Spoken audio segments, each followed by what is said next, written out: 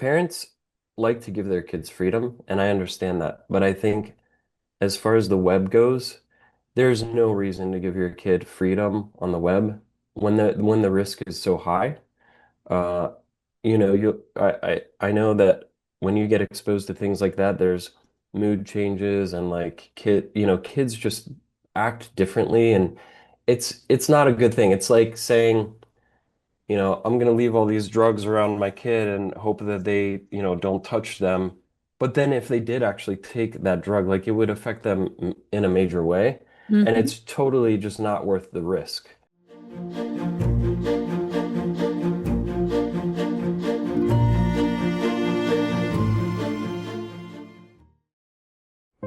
Hello, and welcome to the Thrive Communities podcast, a place where real homeschool families share their stories and the heart behind their decision to educate at home.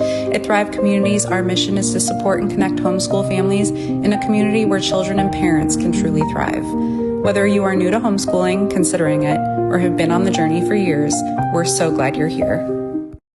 Welcome to the Thrive Communities podcast. My name is Rochelle Lasky. I'm your host today, and we are welcoming our special guest, Patrick Adams, and we are going to talk about homeschooling, device safety, and digital parenting in this 2026 timeframe. So, Patrick, welcome to the podcast. Thank you. Thank you for having me. I'm very happy to be here. Awesome. Well, tell us a little bit about yourself, your family, your homeschooling journey. Yeah, so I'm married. Me and my wife have been married almost 20 years, coming up in August. We got married very young. I was 19 whenever we got married, and she was turning 21. We actually met in Poland on a missions trip. So, yeah, I went over there and we kind of just fell in love. And long story short, she ended up moving here. We have three kids, Clara, who's turning 18. Sebastian, who's turning 15 soon, and then Oliver, who just turned 10. Yeah, and we moved to Arizona about 6 years ago. Amazing. What led your family to choose homeschooling? Yeah, so that actually, my mom homeschooled my sister for a long time, but both me and my other sister did go to public school. Uh, and so homeschooling was always something that, like, I was at least watching in the background because I knew that, my mom was homeschooling my youngest sister. But I don't think we ever considered it until in 2019, or sorry, in 2018, we moved to Poland to be closer to my wife's family. And we had to do something. So we actually found this like online school, and the kids did school while they were in Europe, online, and it was perfect for us. So then when we came back, we realized, okay, we might actually have to like keep doing this because we don't know, where we're going to live, what we're going to do. And so while we were waiting to figure out like if we wanted to move to Arizona or not, they were doing, I think, the same online school. And then once we moved to Arizona, that's when my wife decided to homeschool like full time, like herself. So yeah, it kind of like it wasn't the plan, but I'm very happy that it worked that way. That's amazing. How would you say that homeschooling has impacted your kids and your family life? I think I'm a little spoiled now, or we're definitely spoiled because I've been working from home for the past 8 years. So if you have that, and then you also have homeschooling, which gives us amazing flexibility to be able to, go travel and things like that. So it has impacted our life pretty significantly because it just gives us the option to, if we ever want to just pick up and go travel somewhere, we don't have to worry about school or work, which is great. And also, it's just, be again, because I work from home and the kids are always home, we get a lot of time together. Probably too much time, but I think it's super beneficial. Like, I know that being away from the kids, even just going to the office, 9 to 5 is a kind of a big deal. So I think just having each other around and gives us the opportunity to be closer, which I think is amazing. I agree. I feel that in my own family. My kids are ages 14 to 20, and we've been homeschooling for over a decade. And I feel like it helps us to be a close-knit family and it helps us to get the best of each other rather than when my oldest was in a private school for just the first 3 years of his education. we got the leftovers instead of the best. And now we get Hmm. the best of each other, you know? Yeah, it's a lot Yeah. of togetherness, but we're getting the best. And my kids are friends, not just siblings. And I think that's a huge benefit. What do you feel like is one of your biggest blessings of homeschooling three kids? I think just being in control of, what they're taught and the direction of their life, I think that's the most important is that they need to learn from us. Uh, I don't, you know, I don't really want other people to need to teach my kids. And I know, there's options out there that are not homeschool that are just fine. But me, like actually having a hand in how they're raised and, getting, like you said, we're getting to spend a ton of time with them, which is great. If they're gone for 8 hours, like, yeah, you're just getting kind of the leftovers. So it might not be as many opportunities to pour into them and things like that. Like having them here uh, for most of the day, other than sports, is there's a lot more opportunities to pour into them. And like if they're struggling with something, to be able to help them. So yeah, it's just, I think more FaceTime is always a good thing because there's more opportunities to teach. So I think that's great. I agree. Yeah. I mean, I always tell families too, you are your child's best teacher. It doesn't matter what your background is. You don't need a bachelor's in education to be a great teacher because you care the most about your kids more so than anyone else would. So just Oh yeah. there, right with that, you're going to be their best Hmm. teacher. You're their first teacher and their best teacher. I agree Yeah. with that. Yeah. What have you found to be a challenge? Because I hear you saying that you've done some different things, right? In online school while you were in Poland with family, and then it has changed into now your wife doing more of the hands-on of the homeschooling herself. What have you seen as challenges as you've been homeschooling? The challenges would be, especially with like math and things like that, it's like some of the time, some of the things that we're going through, we're trying to teach them can be a little difficult for us as well. And it's like, okay, well, in the real life, I probably would just use a calculator for this, but I know we can't do that. So there are some challenges with teaching, but and also I think the biggest challenge is because we have so much FaceTime with the kids and like one-on-one time there can be like a lack of respect after a while where it's like, okay, would you talk to your teacher like this? Probably not. So that line comes out of our mouths a lot, because, it's your parents. So like you can complain about school or you can say, I don't want to do this or whatever. And so it is important to like make sure that they understand like, hey, we're the teachers. We're not just your parents. There needs to be respect. So I think that's the main challenge is getting them to always be motivated and, treat us like they would treat a teacher if they were in a school. Yeah. Yep, that's really good. How do technology and devices fit into your homeschool routine? For the most part, I mean, all our kids, like, so our two sons have iPads. My son's turning 15. He still doesn't have a phone yet. And then my daughter, who's 18, does have a phone. And then we have laptops. The majority of the schooling is done on the laptops. And yeah, it's very, I would say we're pretty strict about it. It's like you're doing school downstairs where we can see it. Um, they're not really using they're not really using iPads and things like that for schooling or for learning. It's mainly everything is done on the computer. Um, and it's very limited time, I would say. Yeah.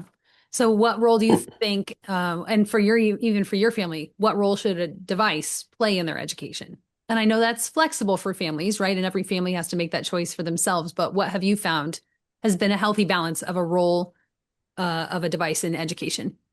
I think it's so iPads, I mean, we can get into this. iPads you can lock down. I mean, it takes some time and you got to know what you're doing, but computers are definitely a bigger threat, I would say, to, exposure to the wrong things. So just using the computer, like I said, in like a very limited capacity, making sure they're only going to the websites that are needed for school, things like that, because next thing you know, they could be watching YouTube or whatever. Like if you're not paying attention, it's very easy for them to get distracted. So we haven't done this, but setting up the computer with profiles and then only allowing certain websites, I think, is a good way to handle because you put a kid in front of a computer, they're going to want to explore and, I think technology is very, uh, it draws the kids in for sure. So they're going to want to like, oh, what's this app or that app or how,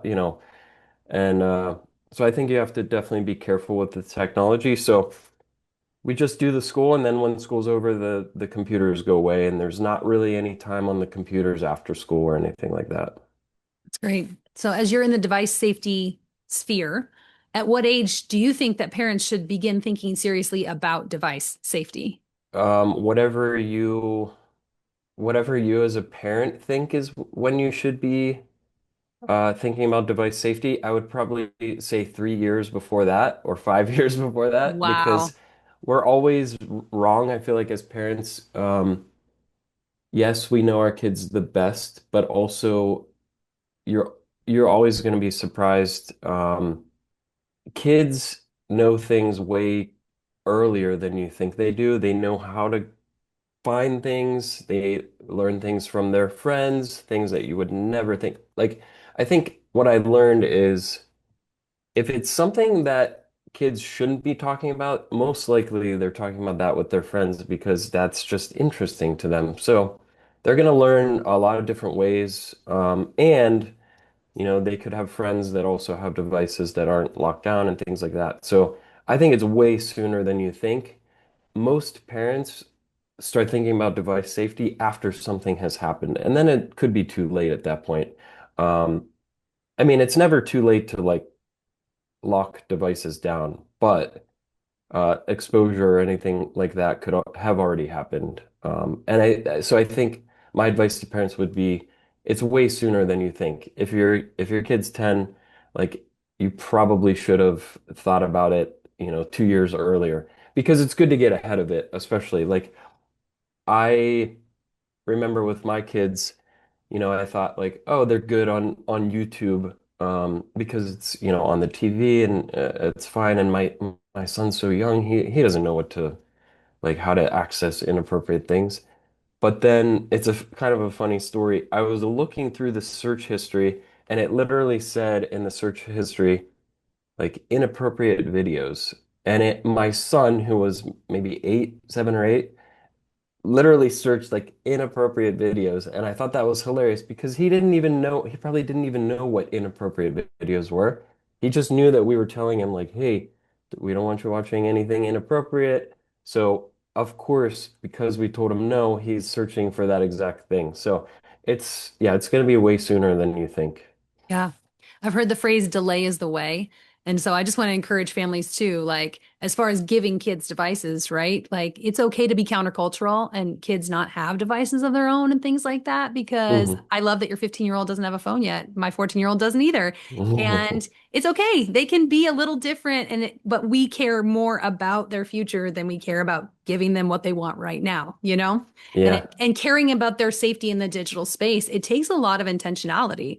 So, what risks do you think that parents underestimate in the digital space? Scariest thing is the the web is a very scary and dark place. I think what parents underestimate is how big of an impact just seeing one or two things at a young age can have. My goal has always been as the father, and in this family, especially because I work on iPhones daily. Uh, my goal is like I want the age of exposure to be as late as possible. I know it's gonna happen at some point. Can't protect every, corner of the house, but my goal is like I want that average because I heard the average is like average age of exposure is like 8 years old or like between 8 and 10. And so I want, at least in my household, to get that average like way higher. And I would love for all parents to like get to that point where, okay, now the average age is much higher because parents are taking it more seriously. But yeah, I do think that like seeing something at a young age can really affect a kid.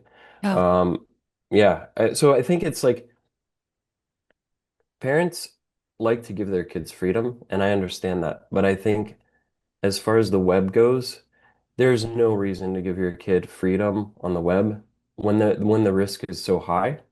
Uh, I know that when you get exposed to things like that, there's mood changes and like kids just act differently, and it's not a good thing. It's like saying, I'm gonna leave all these drugs around my kid and hope that they, don't touch them.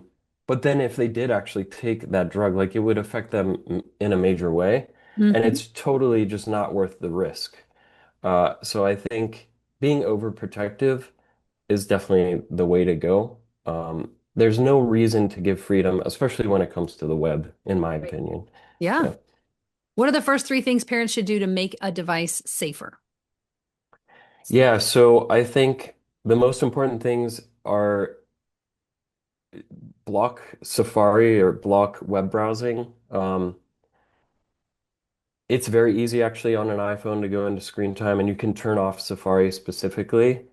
Uh, that would be number one. I don't think there's any reason for a child to be needing to browse the web, on a device, especially because devices are so secretive. You're going into your room with the device, bad things are bound to happen. So, block Safari.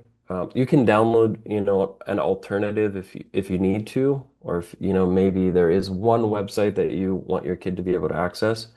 But yeah, I would block web browser. And then I would also set up ask to buy. There's an option on iPhones to be able to ask parents like if I can download an app or not.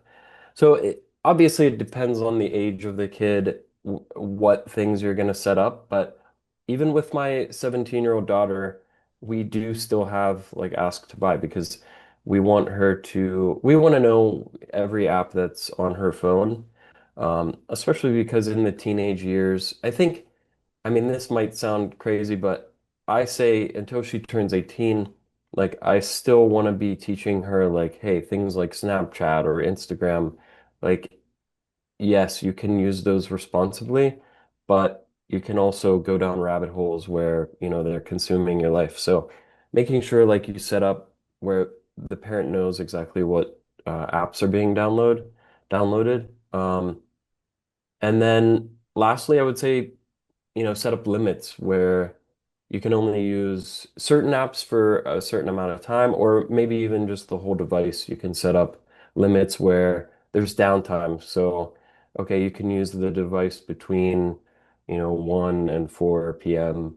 I think that's good too, because what I've seen with kids and friends of my son who don't have any limits set up, they're on their phone a lot. And I know that that definitely makes an impact as far as like social skills and things like that. Yeah, it does. What in your family, what screen time settings are non-negotiable?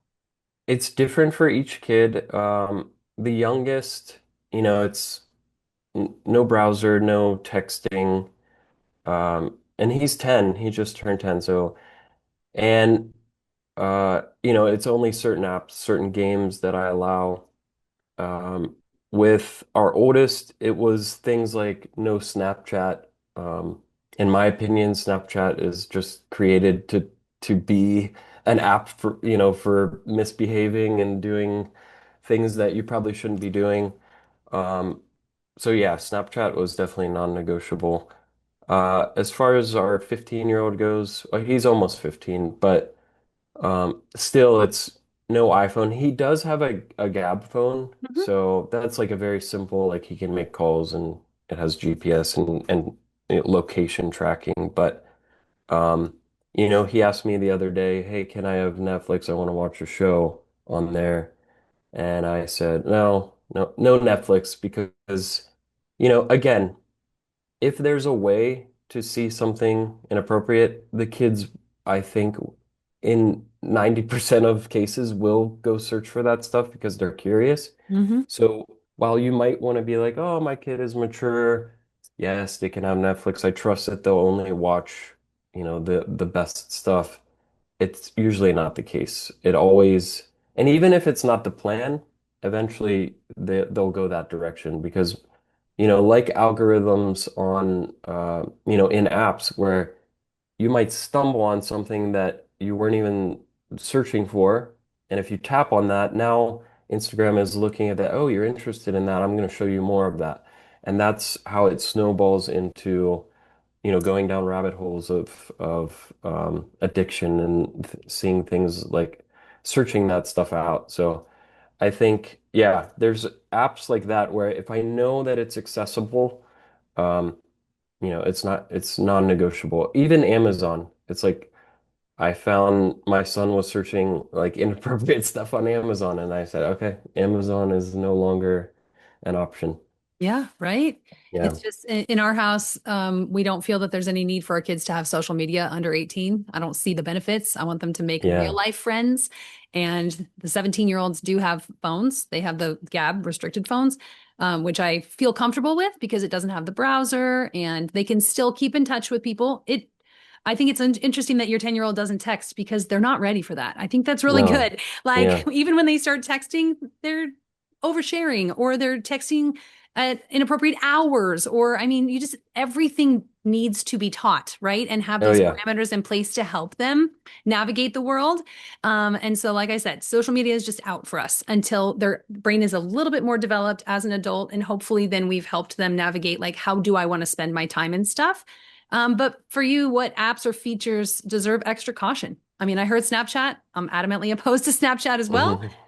Yeah. So what apps or features should parents really look out for? What you brought up about texting is super important because, uh, we even as adults struggle, I think, with texting where, maybe you read something in the wrong tone and you think somebody's mad at you, or you respond maybe like kind of short, and then that person is like, oh, they're mad at me or whatever. It's like the way that you read texts. We, I think, as adults are better at texting only because we had the real life like conversations and we're older and we know how to speak with people face to face. Kids are still, new to that. Like, yes, obviously they're talking to their friends, but they're immature. So texting is, in my experience with my kids, it was never a good thing. Whether they're being annoying and texting a ton of emojis or whatever, uh, there was a lot of like drama and fights like over texting because, the kids don't know how to read those and respond in a mature way. So yeah, texting is a big one, and things can be sent over text, images and things like that. So I think texting is, I would wait as long as possible. My 14-year-old is texting through Gab, and there is restrictions, so it'll flag certain texts and things like that. And I think that's important because I want to know, hey, are you like joking around too much or talking about inappropriate things? Um, and another thing, yeah, like you said, all social media. Facebook is one where parents might think, okay, it's Facebook, it's like it's safe because parents aren't looking for inappropriate things on Facebook, so they're not exposed to that. But I know for sure that you can see inappropriate things on Facebook. There can be nudity in ads, like if Facebook is not. Facebook is always a little behind where there might be a wave of ads that are running that are very inappropriate. And then Facebook, maybe a few weeks later or a couple months later, will be able to detect that stuff. But there are people always trying to get around Facebook's detection methods and things like that. So if there's a will, there's a way. And same with Spotify.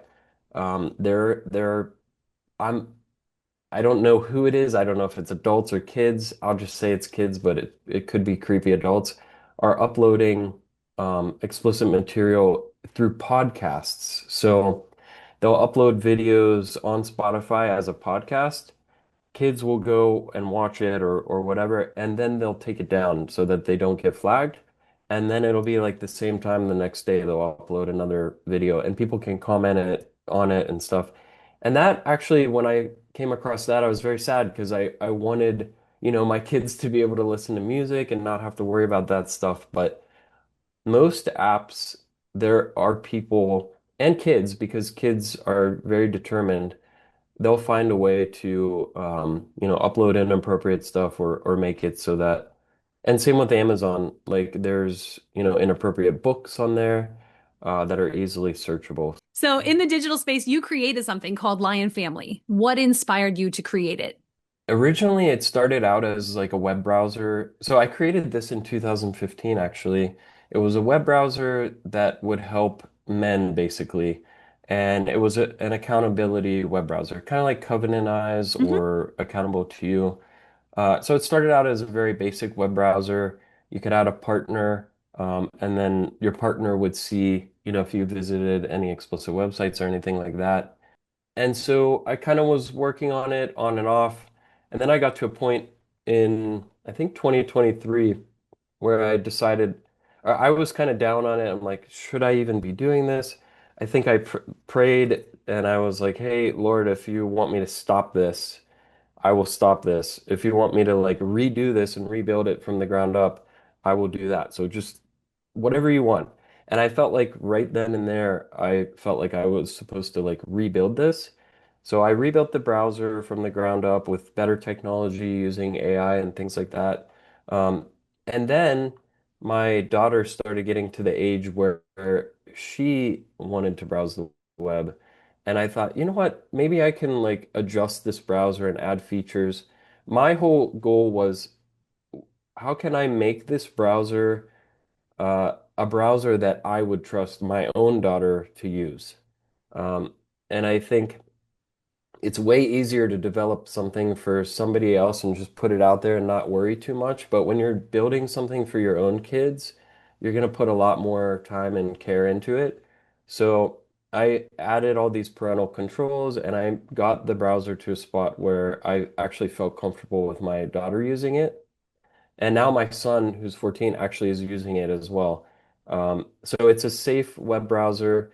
I actually the reason I like it is because when your kid gets to the age where you kind of want to see how they use the web, Lion Browser is perfect because what I did with my son was I gave him access to Lion Browser. I set up the parental controls, and then I just gave him 20 minutes a day because I wanted to see how he would use it.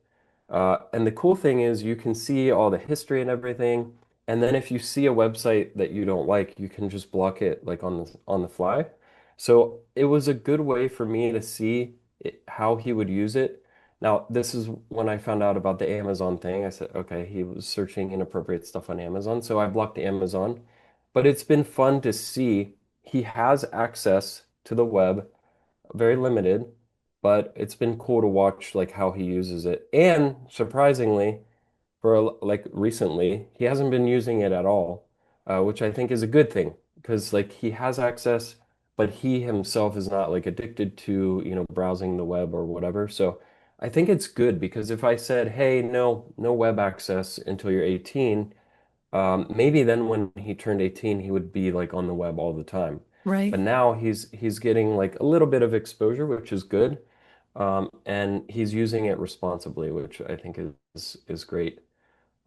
So yeah, that's the web browser, but I don't know if you want me to touch on like the other apps that are kind of part of Line Yeah, Family go for or it.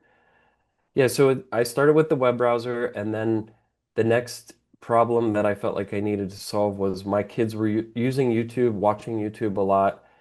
We didn't trust it. Like we deleted YouTube from the TV upstairs. We would only let them watch it in a public like place downstairs. But again, it was always me saying to them, "Hey, I only want you watching videos from um, like creators that we're subscribed to because we know what those creators are. We let you subscribe to them." And yet they would still like browse and watch things that they were not subscribed to. So luckily, I was able to make a YouTube app. It looks exactly like the YouTube app that's on the iPhone store. And the cool thing is, literally only the channels that the parents choose can videos be watched from. So there's no search, there's no browsing. Whenever you get recommended videos, it's only from the creators that you're subscribed to. And it's been great. Like again, I'm using this for my son, both of my sons, and it's so cool to see them actually use it and enjoy it. And occasionally they'll ask me to add more channels, and then that's an opportunity for me to like double check the channels, make sure they're good. And so so there's the YouTube app, and then just for fun, I created an AI app because again, I wanted to see like how my son would use AI. So I created like a very safe AI app that if anything even remotely, you know, inappropriate would be talked about, it directs them to the parents and says, "Hey, you should talk to your parents about that. I'm not, this is not a topic that I will discuss with you."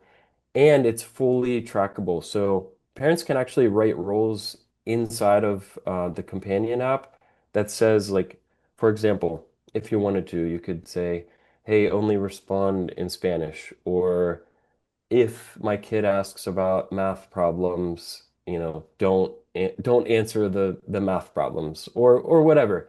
You can literally write just with words whatever you want the AI to do, and it'll do that, and it's tracked and it'll flag things. So it's kind of been cool to see, how my son uses AI. Again, it's very limited. I don't, I only give him, 20 minutes a day on that as well. But I can track everything, which is great. And then the last app that kind of connects everything is Lion Family. And Lion Family is where, so parents would download Lion Family and they can see browser history, adjust parental controls for the browser for each kid and multiple devices. And then you have access to Lion for YouTube history and the Lion AI history. So it's like, just a nice dashboard that gives you access to everything and you can kind of monitor the entire family.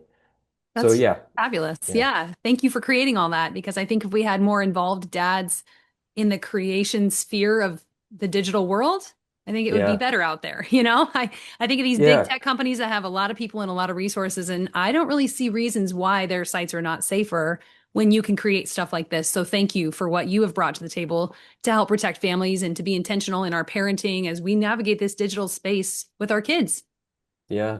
Yeah, Yeah, it's a shame the big companies don't seem to care. I think in the back, I think their goal is to get the kids and people addicted to, whatever it is. So they don't put a lot of effort into protecting kids. Like I was very surprised to see Spotify didn't have an option to just disable podcasts. That would take, as a developer, I know that would take like a day to add. right, It's not hard, but they don't want to do that because now they're getting all these younger, as long as they're over 13, they can use the app. So they're getting a new set of users that can grow the company even bigger. So they don't care. And right. it's a shame. I think if Apple and these companies had the restrictions that were needed, I wouldn't have to create these apps, but they don't. So that's why, as a concerned parent, I said, okay, I'm just going to use my skills to create apps that like I trust my kids using. So Yeah, yeah, fabulous. Well, thank you for using your expertise to help solve a problem and protect kids. I love that. yeah, of course. All right, we're going to wrap this up. I'm going to give you some rapid fire questions, some about digital stuff, some about homeschooling. What's your favorite homeschool subject? I actually kind of like math. I know that's maybe probably not a favorite of most parents, but at least teaching my 10-year-old, it's been pretty easy for the most part. So it is fun. I like math a lot. So that's been fun to go through. Good. One app that every parent should delete from their child's device. Yeah, definitely Safari. I think that's the first one. As soon as your kid gets a device, just disable Safari. You can do that through screen time. And I think that's a great one. Perfect. What's your favorite screen-free family activity? Lately, it's been swimming, but also we like to go out and four wheel. I think that's been good for the kids. And yeah, we got a Bronco like 2 years ago, and so I've been making it a point to like get out there and four wheel, and I think the kids really enjoy that. And traveling, like I mentioned before, um, our kids are very lucky. When I was a kid, I didn't travel much, so it's just with the flexibility of homeschooling and everything. it's great to just get out and go to national parks and things like that. Yep, I'm on board with all of that for sure. What's your favorite family tradition? Honestly, we still make sure to have dinner together, every evening, and I think that's a huge thing. I know a lot of families can't do that because of work or whatever, but yeah, just making sure to sit down and have dinner together, all of us. I know sports and other activities can get in the way, but yeah, that's been like a very important thing for us, I think. Yep. Really crucial. I think kind of an easy thing if you can tailor your family schedule around it is just, yeah, getting together around the dinner table every day, at least once a day. Yeah, It's very valuable, especially as a homeschool family. yeah. Last rapid fire question. What's the biggest misconception about device safety that's out there? I think what I touched on earlier, parents, uh, the misconception is that I need to give my kids some freedom so that they feel independent. And I think with device safety specifically, there's no room for freedom. Your kids will abuse it, whether you think they will or not, they will abuse it. And I think device safety is the most important thing. It's okay to give yourself or give your kids some freedom when it comes to, being outside or being independent or, going to a restaurant and like having them order things like that, I think are super beneficial. But when it comes to device safety, I think there's no way to be too protective. It's not worth, it's like playing with fire. I don't think it's worth giving the kids the freedom because it can really impact their lives and for a long time. So I Yep. think the misconception is that I need to give my kids some freedom and it's not worth it, I would say. Yes, definitely. If you could leave parents with one message about raising kids in a world filled with technology, what would it be? Just try to keep them off devices as long as possible, but you need to replace that with something. So being involved and hanging out with your kids, seeing what they're interested in, and scheduling family activities, getting out, traveling, things like that are gonna replace that time. I noticed that when we go and visit family, my daughter, who's 17, is off her device a lot more than when she's home. And so just keeping kids busy with other things. And that doesn't mean, more sports and things like that. I know sports can take a lot.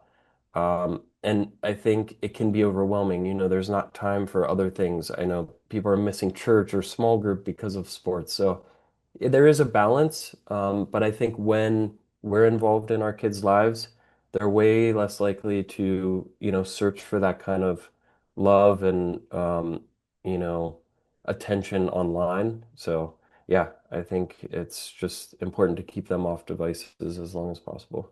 Definitely.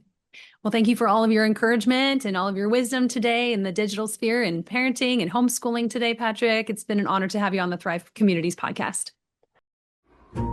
If this episode encouraged you, share it with another family who might need it. And don't forget to subscribe so you don't miss what's coming next. We'll see you next time.